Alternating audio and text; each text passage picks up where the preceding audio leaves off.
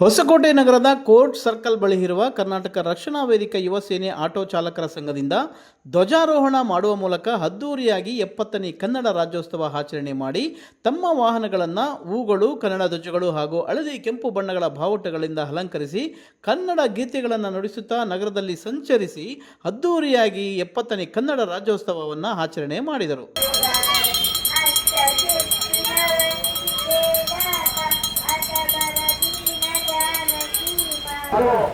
ಎಲ್ಲ ಸಹ ನಮ್ಮ ಪದಾಧಿಕಾರಿಗಳು ಹಾಗೂ ಆಟೋಗಳ ನಮ್ಮ ಎಲ್ಲ ಪ್ರೀತಿಯ ಆಟಗಾರರು ಈಗ 70ನೇ ಕನ್ನಡ ರಾಜ್ಯೋತ್ಸವದ ಅಂಗವಾಗಿ ಕೋರ್ಟ್ ಸರ್ಕಲ್ ಆಟೋ ಸ್ಟ್ಯಾಂಡ್ ಇವರಿಂದ ಧ್ವಜಾರೋಹಣ ಕಾರ್ಯಕ್ರಮವನ್ನು